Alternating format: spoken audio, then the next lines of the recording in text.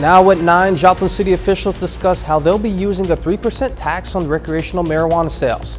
Plus, voters in Pittsburgh decide on the future of a public safety sales tax and how a proposed Missouri state budget could impact funding for public libraries. The 4 states' most watched news starts now. Thank you all for joining us tonight. I'm Jalen Banks. Voters in Pittsburgh tonight approved the continuation of a public safety sales tax. The 0.05% tax originally went into effect in 2014 and is used by the police department to fund new staffing, technology, and equipment. It passed with a vote of 649 people saying yes to only 135 no voters. If you buy recreational marijuana in Joplin, you should expect to pay a sales tax of more than 20%. KOAM John Nahaudala talked with Joplin and Jasper County officials about the tax on recreational marijuana and how that money will be used. Joplin residents voted on April 4th and approved a 3% sales tax for recreational marijuana purchases. City officials say this will go to the general fund pool, offsetting a loss of revenue. There was a sales tax exemption created by the state to exempt sales taxes on the certain sale of manufacturing equipment.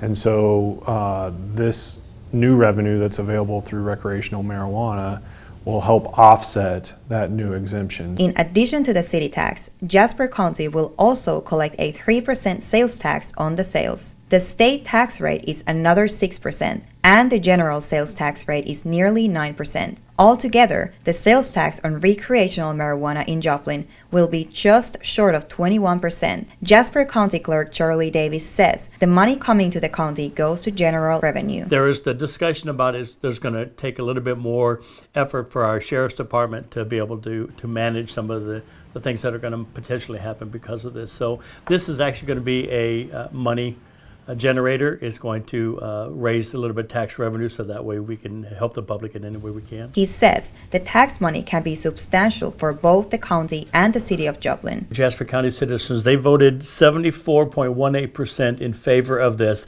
I don't think I've ever seen that high of a percentage vote in favor of anything since I've been county clerk on the history of Missouri. In Jasper County, Jan Nahaudala, KOAM News.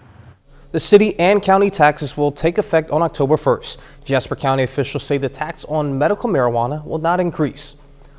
A Joplin man charged in a domestic assault death learns his sentencing. Casey Malone is sentenced for 25 years for second-degree murder. He was originally charged with domestic assault, but the victim died a few days after the incident. In 2021, 63-year-old Ann McCrary was found with a head and face injury and broken arm. She died a few days later. And now to weather, Chief Meteorologist Doug Hetty joins us.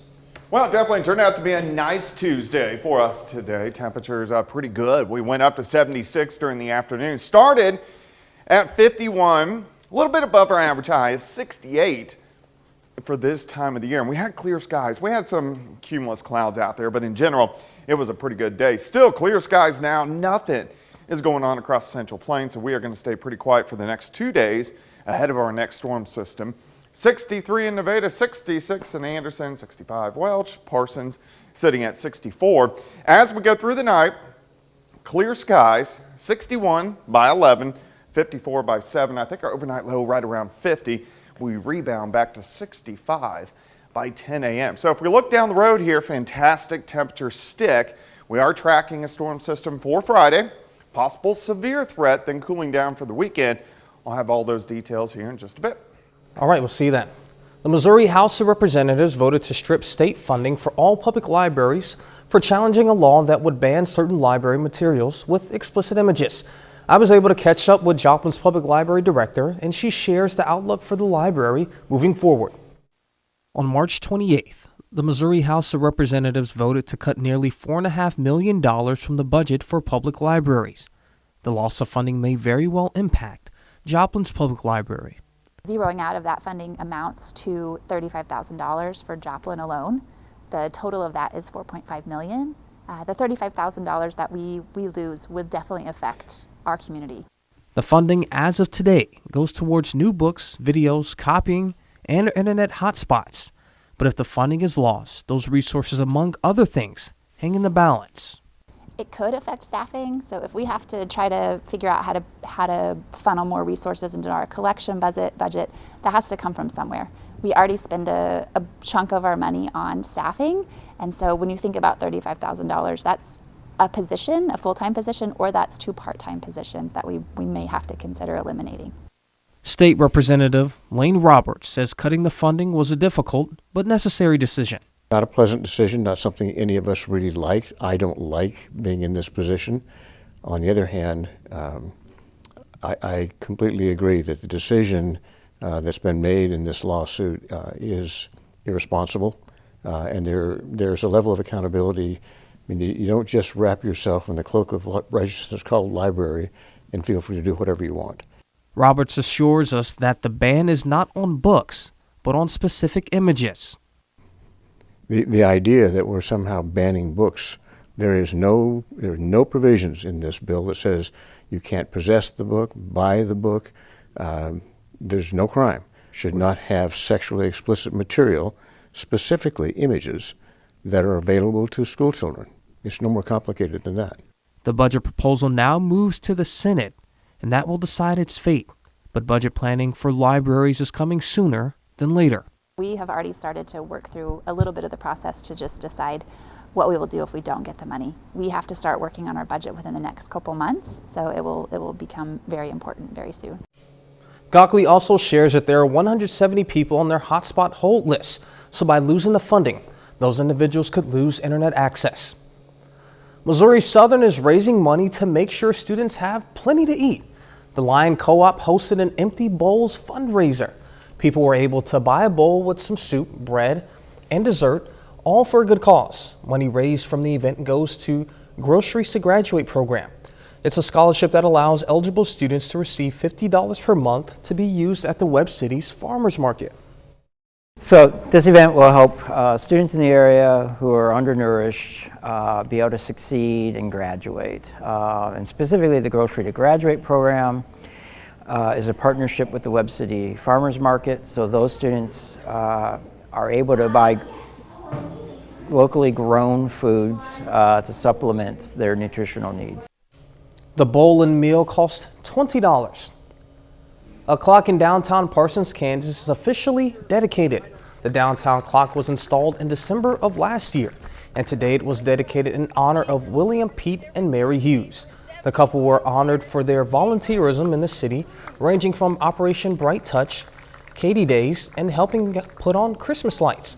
Community donors funded and purchased the installation of the clock at no cost of the city or taxpayers. It's wonderful. It's wonderful, and they didn't want any recognition for anything they did. They just love our town and wanted to contribute what they could to it. But it's cool. Yeah. It's beautiful. And more than 250 people attended the dedication. The clock is at 17th and Main Street by the Parsons Municipal Building across from the post office. Coming up, as the temperature rises and people get outdoors, we'll have some tips on how to stay safe in the sun. The national emergency for COVID-19 is officially over. The White House says President Biden signed legislation that ended the national emergency for COVID-19. The White House had opposed the measure, but did say the president will sign it if it passed.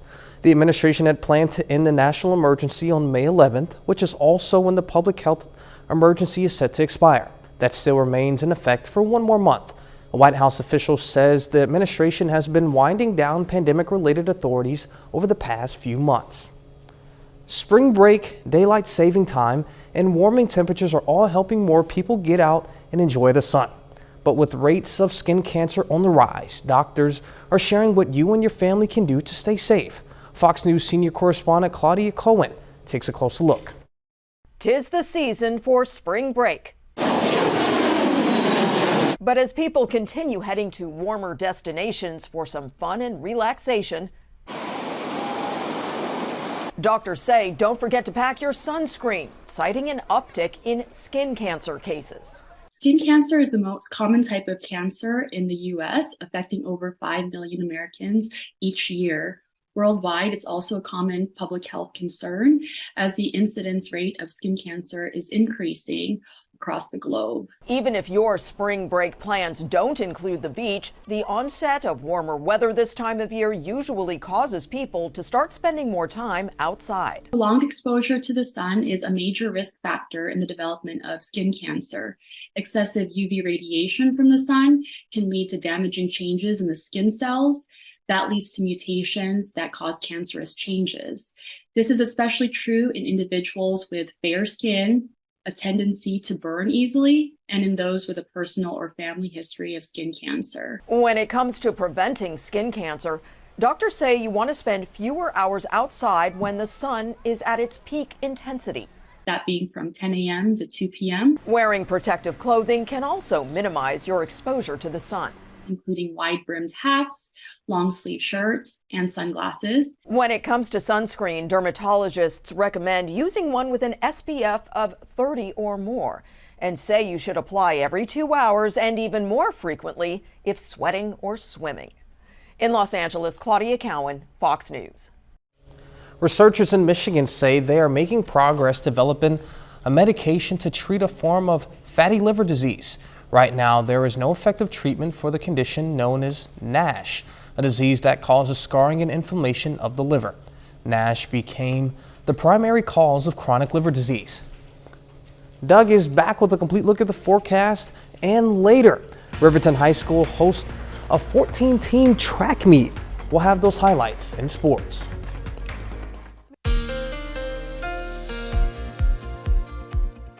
Well, it definitely turned out to be a nice Tuesday for us today. Temperatures fantastic, plenty of sunshine across the region.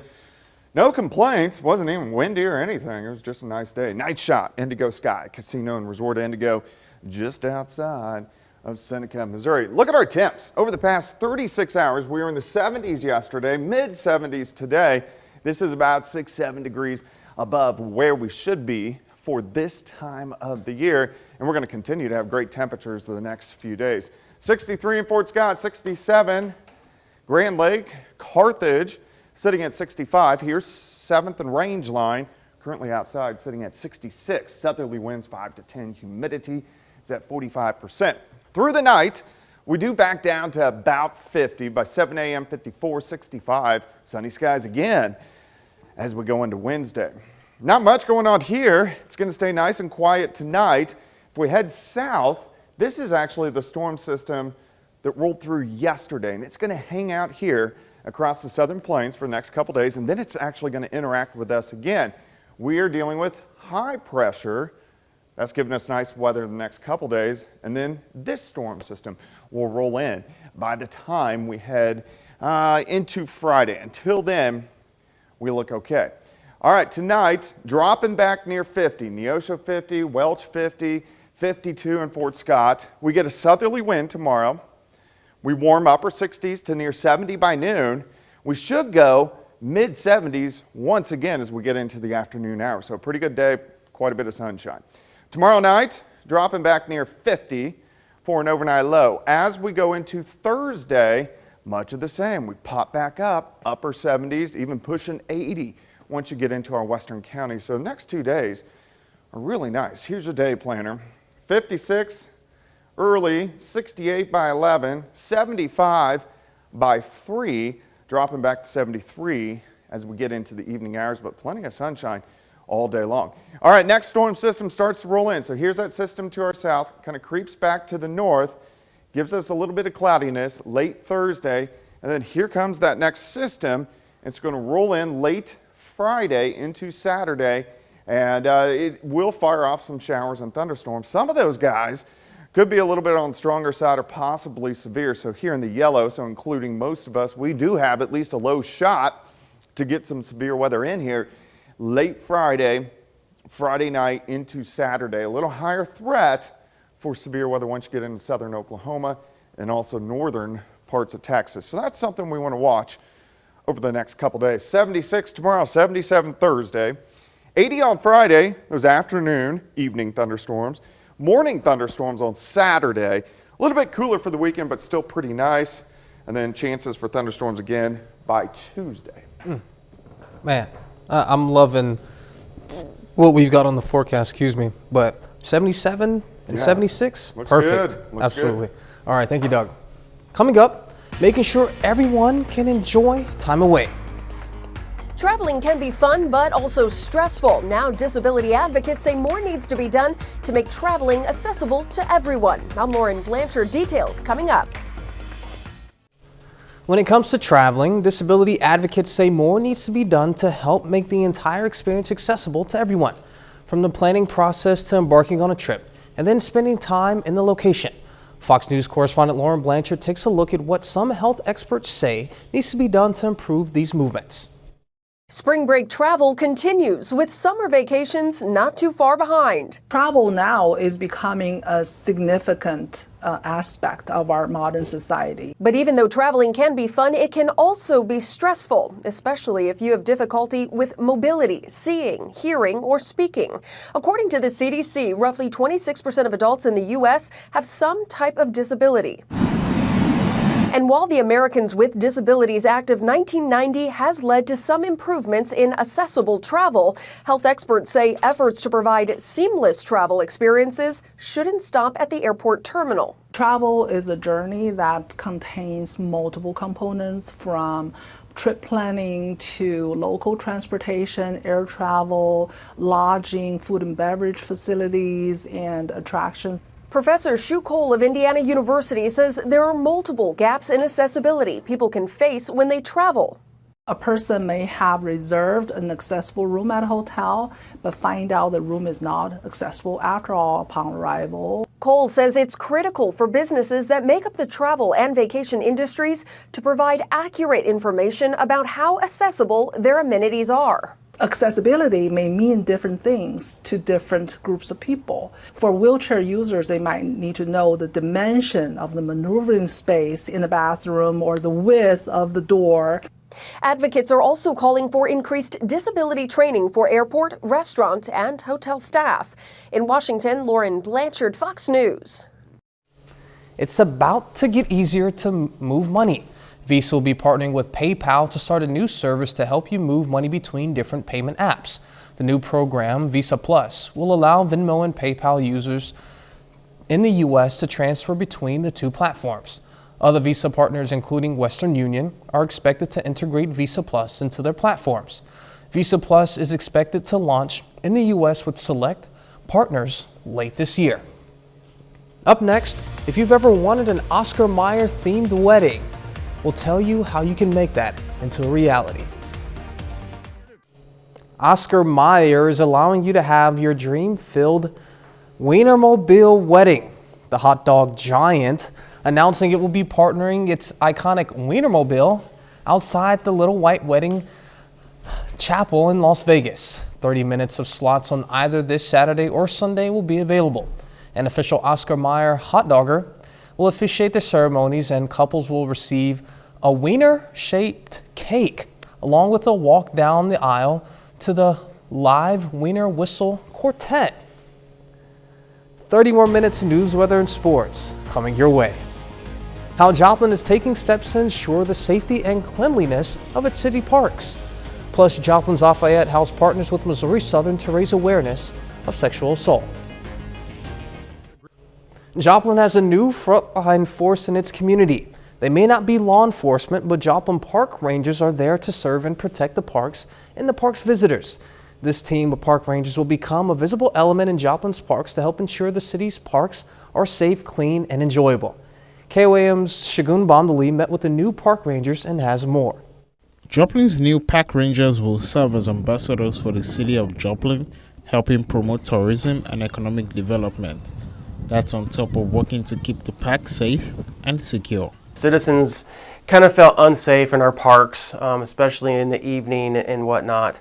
And then again, when we did our parks master plan, we did several community meetings, a survey, and that same concern was raised at that time as well. Paul Bloomberg, the Joplin Parks and Recs director, says the park ranger presence brings the sought-after security feeling. We want them to, what they do is patrol the parks, interact with the people, the kids, let the people know that there's a presence in the parks. A lot of our park users feel pretty safe in our parks when during the day. You know, when we have park workers out in the public mowing, trimming, there's always someone in the parks that's with the city. One of the new park rangers says this may become his career. I started out in like armed security, working at colleges, hospitals, things like that. So when I saw this position came available, I was very happy that they considered me. And I definitely plan to make it a career, so I'm hoping that it sticks around for a very long time. Ethan Yates says the job gives him an opportunity to interact with people and help others. A lot of times when we go to the bigger parks, if we see the homeless laying down or sleeping, we'll go and speak with them just to make sure they're okay. Because a lot of times people will call that into the police without ever speaking to them, and that ties the police up a little bit. Whereas you can just ask them, hey, are you doing okay? You know, oh yeah, I was just sleeping, and move on from there. The park rangers do not replace any existing staff. In fact, they work alongside existing staff members to provide park services, such as educating visitors about the rules and regulations of the park system. Some athletes in Carthage, Missouri put on some running shoes and hit the track field. Today was the Special Olympics track and field meet. It's a chance to encourage athletes of all abilities and ages to compete at their optimum level. It also allows athletes the opportunity to learn through skill development and competitive settings and be involved in large social settings. So I have them for quite a few classes right now, and getting them to focus, especially yesterday, knowing that today was the big event, it's a task, it's tough, but to see the joy and smile on their faces, I'll take a day off from my classroom to know that I can come out here and see them living their best life. Officials say attendance was about doubled compared to last year. A new organization met today for the first time in Independence, Kansas. It's called the Independence in Schererville Child Care Coalition. It's a local chapter of a state organization that connects families with child care providers. Today's meeting focused on how decisions will be made in the group and possible grant opportunities. What we're trying to do is bring more child care into the area. And to support our existing child care providers. Because right now, and really just kind of always, historically, child care providers are way underpaid, and it's been really hard to get people into the field because of that, and you know, just the fact that it's a difficult job. So we're trying to support the providers we have and recruit new ones. The meeting was held at the Independence Public Library. Missouri Southern and Kansas University students collaborated today on an event to raise awareness of sexual assault. KOAM's Amber Jenkins attended the event and has more. Every April, Alpha Sigma Alpha sorority hosts the Take Back the Night event to raise sexual assault awareness. The president of Alpha Sigma Alpha believes this is something all college students should be aware of. Especially since this night is centered around sexual assault awareness, and a lot of times I don't think students realize that the demographic most affected by sexual assault is actually on our campus. Alpha Sigma Alpha sorority collaborated with Kansas University students on the candlelight event. We were wanting to do a Take Back the Night event on KCU's campus, and so we reached out to Lafayette House, and Lafayette House was like, you'll never guess, like MSSU is actually hosting theirs the same week that you guys want to host yours. Do you guys want to collaborate? During the event, speakers from the Lafayette House shared the importance of consent and recognizing sexual violence. At the end, volunteers passed out candles to represent hope. So we volunteer with them. We try to volunteer with them throughout the entire year if we can, but especially during the month of April. We helped with their Oola Lafayette last week. We're hoping to go to Third Thursday next week as well. This event wants students to remember. Love the opportunity to, have both of our schools together, working together, just showing our community some support and showing, honestly, our fellow students our support as well. In Joplin, Amber Jenkins, KOAM News. The Lafayette House is planning another event with Freeman and Mercy Healthcare tomorrow at noon. A bit later, the debate on Capitol Hill over how to regulate artificial intelligence.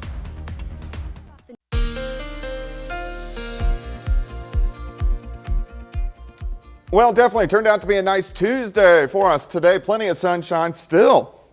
We have clear skies out there right now, and it looks like we'll stick with the clear skies as we go through the overnight hours for us tonight. Nice shot. Indigo Sky Casino and Resort. Look at our temps. All right, yesterday, mid-70s. Little warmer for us today. A couple notches warmer as we got up to 76 for an official high. And even out there right now, it looks pretty good, mainly mid-60s. I think most of us will drop back near 50 later on tonight. Let's go outside. Here's 7th. Here's Rangeline sitting at 66. Southerly winds, they're light, 5 to 10. Humidity is at 45%. As we go through the overnight, so here shortly by 11:62, 7 a.m. 54, rebound to 65, plenty of sunshine by 10 a.m. So we're going to have clear skies once again for us tomorrow. That's what we have now. If we go south, here's the storm system. You can see this area of low pressure. This is the one that gave us thunderstorms yesterday. He's going to hang out here for a couple days. We are dominated by high pressure. You can see the clockwise spin. And then our next storm system in the Pacific Northwest will meet up with that system in the Gulf of Mexico and give us some scattered showers and thunderstorms by the time we head into Friday. Now, until then, we look pretty good.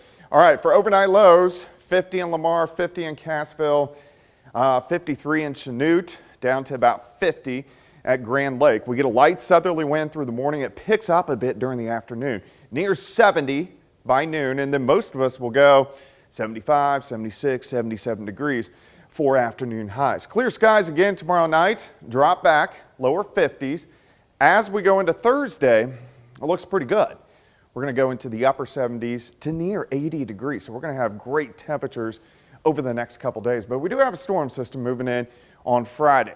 All right, day planner for you tomorrow, 61 by 9, 72 by 1, 5 p.m. 75, plenty of sunshine throughout the day. And if we watch our next storm system, so here's the one across the Gulf of Mexico, gives us some clouds late Thursday. Here comes this system, rolls out as we head into Friday, giving us showers and thunderstorms. And then it just kind of sits across the Great Lakes. So we're on the back side and it cools us down by the time we head into the weekend. So we do have at least a low shot for severe weather by the time we head into late Friday.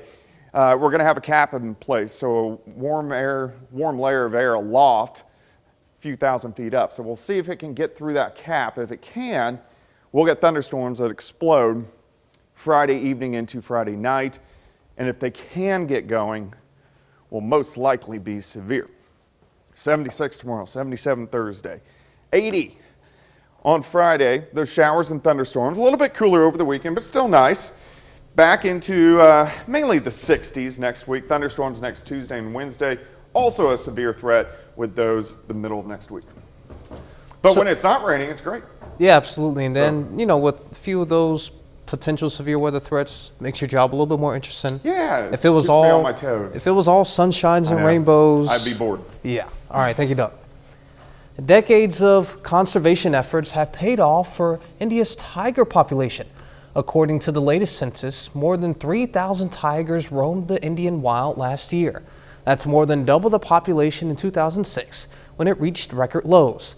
Part of the reversal was the development of 53 reserves. Tiger numbers started climbing in the 1940s from agricultural expansion, deforestation, and fragmented habitats. Coming up in sports, Missouri Southern Baseball aims to sweep the season series from Rogers State. Plus, local athletes shine at the annual Riverton Relays. Jacob Leonard has that and more next.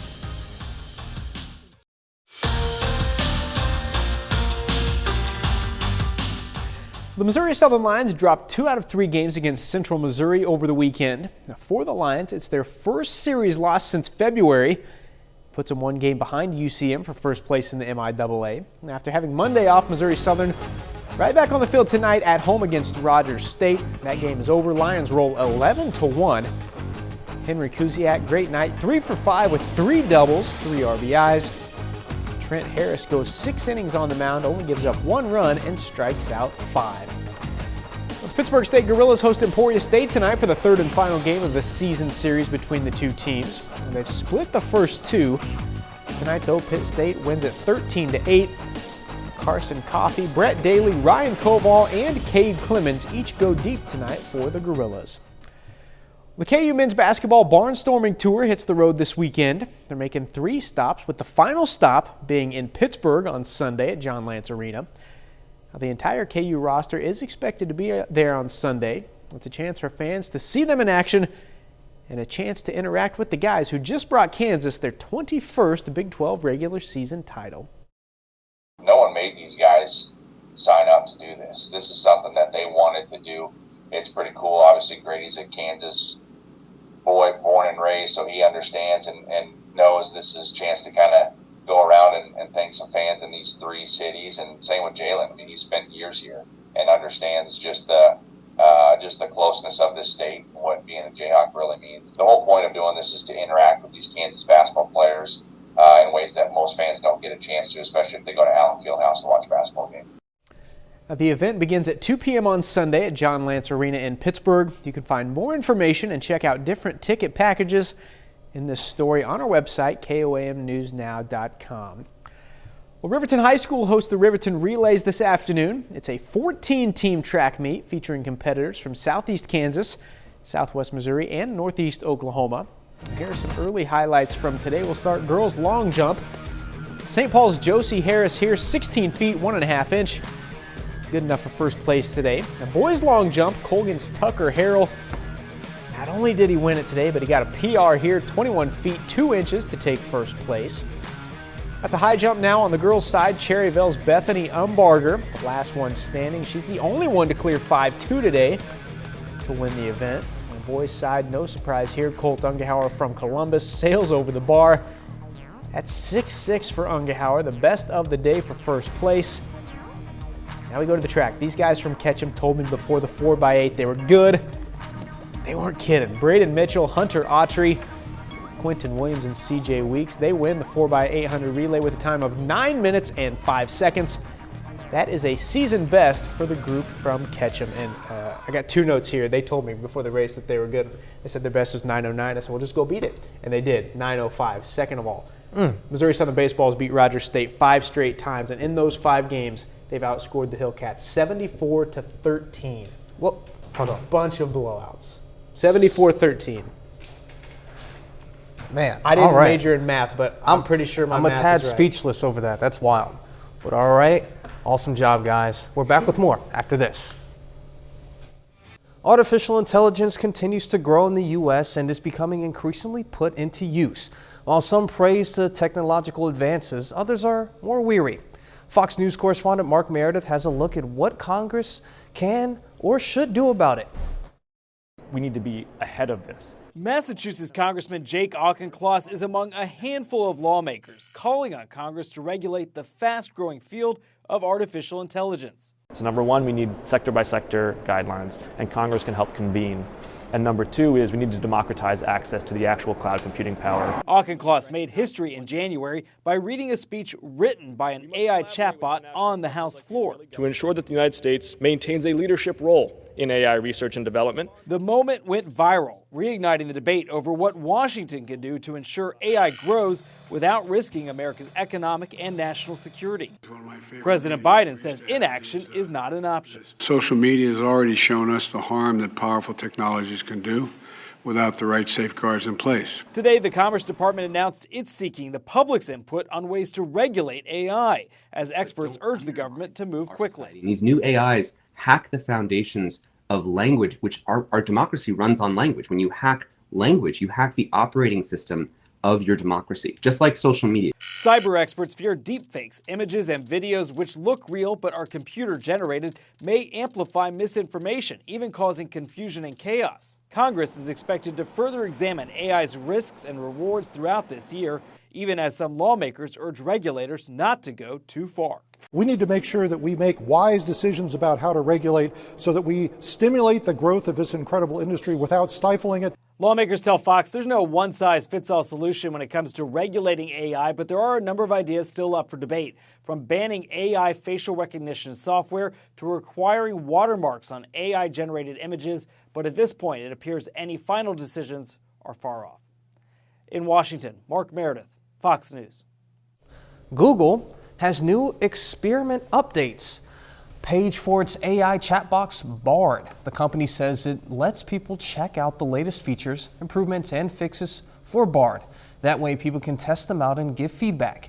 In its first update, Google says it's working to improve Bard's math and logic skills. It also says users who click Google it will be able to see broadly related topics. Coming up, we'll learn about a nonprofit in Arizona teaching refugee women a valuable skill to help them settle into their new home. A nonprofit in Arizona is helping refugee women to learn a new skill, one that hopefully can lead them to a new career, a job, or even a business. According to the Institute for Immigration Research, refugees have the highest self-employment rate in the country, and about 13% are women. Fox's Anita Roman has more. Decide how much you need for your flap. A Stitch in Time is giving a special group of women a second chance. We want to give them an opportunity to learn how to sew and then use that skill for whatever they want.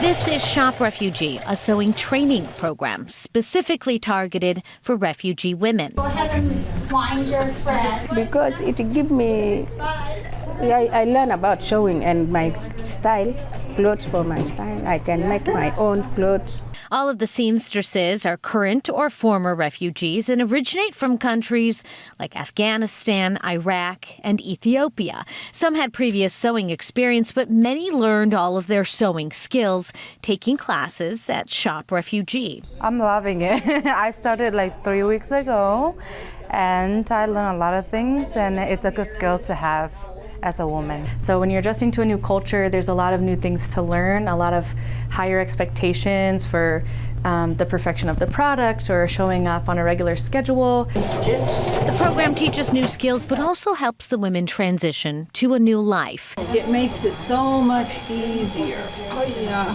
While there are language barriers, sewing allows teachers to use hand gestures. And more than that, even though they started out as strangers from different countries, these women become friends who look to one another for support. Everybody's helping everybody, everybody's teaching everybody, and we all know that we're here to learn. We all know that we're not doing a perfect job, but that we're just trying to grow.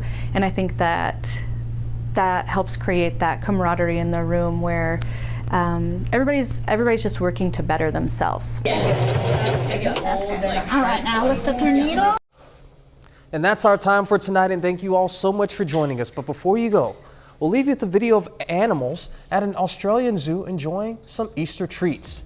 Be safe, and we will do this all again tomorrow. See you then.